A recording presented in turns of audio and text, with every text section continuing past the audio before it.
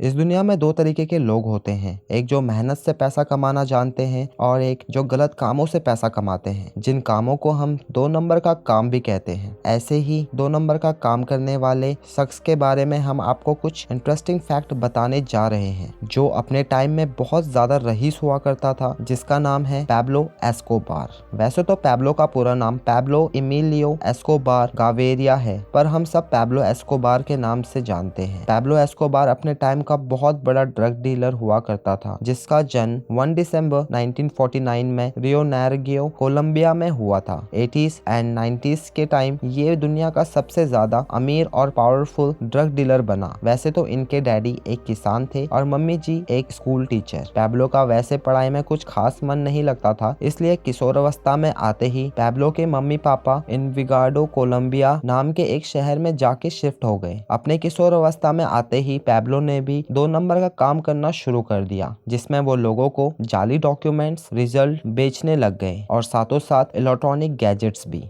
वो अपने टाइम के गली बॉय हुआ करते थे। स्टार्टिंग फेस में वो यहीं तक नहीं रुके। पैसों के लालच और जल्दी पैसा कमाने की चाहत में उन्होंने क्रिश्चियन लोगों के कब्र में लगे हुए मार्बल्स, टॉम्ब स्टोन और गाड़ियां तक चोरी करना शुरू कर दिया, जिससे उनको 1974 में पहली बार जेल के दर्शन करने पड़े। समय के साथ चलते कोकीन ड्रग्स इंडस्ट्री कोलंबिया में बहुत फेमस होने लगा। इक्वाडोर एंड बोलिविया एक जगह है जहाँ पर बड़ी मात्रा में कोका का अपवाद होने लगा, जिसमें से कोकीन बड़ी मात्रा में निकाला गया। जेल से निकलने के बाद पैब्लो एस्कोबार भी ड्रग की तस्करी में शामिल हुए, जिससे उन्होंने 1970 के दशक में अपराध संगठन को खोजा और बाद में उनके क्राइम ऑर्गेनाइजेशन को मेडेलिन कार्टेल के नाम से जाना जाने लगा, जिसमें उन्होंने drugs trafficking, arms trafficking, bombing, terrorism, intimidation, kidnapping, extortion और मनी लॉन्ड्रिंग जैसे अपराध को अंजाम दिया। पैब्लो एस्कोबार के कुछ खास साथी भी थे, जिनको ओचावा ब्रदर्स के नाम से जाना जाता था। Juan David, Georgie Luis and Fabio, ये 3 बंदे पैब्लो के खास साथी हुआ करते थे। पैब्लो ने उनको क्राइम ऑर्गेनाइजेशन का हेड भी बनाया था, जिसमें उन तीनों साथियों को कोकेन का अपवाद, तस्करी और कोकेन के सेल्स पे ध्यान देना होता था। 1980s के दशक में मेडेलिन कार्टेल दुनिया का सबसे बड़ा कोकीन ट्रेडर बना, जिसके बाद पैब्लो एस्कोबार के पास बेहिसाब दौलत आई। वो पावरफुल लोगों में जाना जाने लगा। कोलंबियन रिपोर्ट्स के अकॉर्डिंग पैब्लो की टोटल संपत्ति $25 बिलियन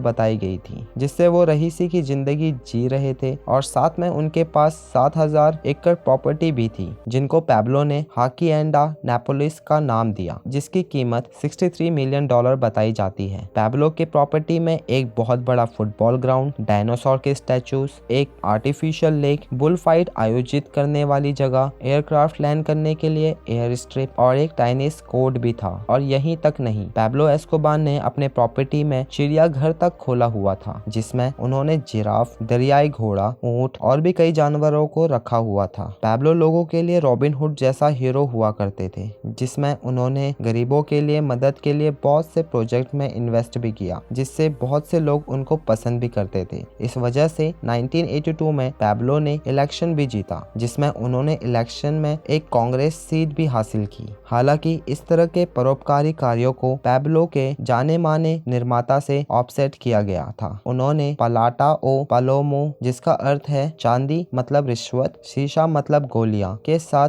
समस्याओं को संभाला। ड्रग्स की तस्करी को संभालने के लिए पैब्लो ने बहुत से पॉलिटिशियन मेंबर्स, पुलिस ऑफिसर्स और आम नागरिकों को साथ में शामिल भी किया, जिससे कोई ड्रग्स तस्करी में उनको रोक ना सके। जिसमें उन्होंने 1989 में पैब्लो और उनके मेंबर ने एक मुखबरी करने वाले आदमी को मारने की कोशिश की, जिसमें उन्होंने एरोप्लेन में बॉम्ब लगाया, जिसमें 100 से भी ज्यादा लोगों की मौत हुई, जिसमें अमेरिकन नागरिक भी थे। अमेरिकन गवर्नमेंट ने पैब्लो को गिरफ्तार करने का फैसला किया और उसको अमेरिका के जेल में डालने का कोलंबिया को आदेश दिया, पर पैब्लो ने अमेरिका के जेल में जाने से मना कर दिया और बोला, अमेरिका के जेल में जाने से अच्छा है मैं कोलंबिया में एक कब्र खोद के वहीं दफन हो जाऊं। बढ़ते हुए गैरकानूनी मसलों को देखते हुए गवर्नमेंट ने पैब्लो को ढूंढने का फैसला किया और उसके आत्मसमर्पण आत्मसमर्पण के लिए बातचीत शुरू की। जून 1991 में जिस दिन कोलंबिया कांग्रेस ने देश के लिए नए संविधान में गैरकानूनी चीजों से हाथ उठाया, उस दिन एस्कोबार ने भी आत्मसमर्पण कर दिया और बाद में उनको जेल हो गई। जेल होने के बाद भी पैब्लो के क्रिमिनल एक्टिविटी में ज्यादा दिक्कत नहीं आई, ना ही उनके लाइफस्टाइल में। जेल में भी वो अय्याशी में रहते थे। उन्हें खुली छूट थी कि वो अपना जेल को मॉडिफाई करके अपने तरीके से रह सकते हैं। पैब्लो ने भी जेल को लग्जरी जेल बना दिया, जिस जेल को लोग ला कार्डियल के नाम से जानने लगे। पैब्लो ने जेल में बहुत सारी फैसिलिटी रखी थी और यहाँ तक उनके पास telephones, computers and fax machine जैसी गैजेट्स भी थे। पैब्लो ने ला कार्डियल जेल में ही अपने 2 मेंबर को मारने की कोशिश की और उनको दर्दनाक मौत भी दी, जिसके बाद पैब्लो एस्कोबार को दूसरे जेल में शिफ्ट कर दिया गया। पर उनके शिफ्ट करने से पहले ही पैब्लो जुलाई 1992 में वहां से फरार हो गए, जिसके बाद कोलंबिया के गवर्नमेंट ने अमेरिकन गवर्नमेंट और ड्रग तस्करी पे रोक लगाने वाले लोगों से मदद मांगी, जिससे ड्रग तस्करी में रोक लगा सकें और पैब्लो को पकड़ सकें। जिसके बाद दिसंबर 2, 1993 को पैब्लो अपना बर्थडे मना रहे थे, जिसमें वो केक काटने के बाद गांजा और दारू का मजा ले रहे थे। पुलिस वालों को पैब्लो का ठिकाने का पता चल गया, जिसके बाद पुलिस ऑफिसर ने मैडेलिन पे धावा बोल दिया। काफी गोलियां बारी हुई। पैब्लो की कई साथी मारे गए, जिसके बाद पैब्लो अपनी जान बचाने के लिए जैसे ही अपने बॉडीगार्ड के साथ छत पे चढ़े, पुलिस ऑफिसर ने उनको गोलियों से भून दिया, जिससे उनकी वहीं मौत हो गई। हालांकि कुछ लोगों ने अनुमान लगाया कि उन्होंने अपनी जान खुद ली। उनके मृत्यु के बाद मैडेलिन कार्टेल जल्दी ढह गया। पैब्लो एस्कोबार की मृत्यु के बाद लोगों ने उनके books, movie and TV serial को काफी ज्यादा पसंद किया, इसलिए उनको पूरी दुनिया ड्रग माफिया के नाम से भी जानती है। तो यहीं तक है पैब्लो एस्कोबार की कहानी। अगर आप नए इंटरेस्टिंग फैक्ट जानना चाहते हैं तो चैनल को प्लीज सब्सक्राइब करें।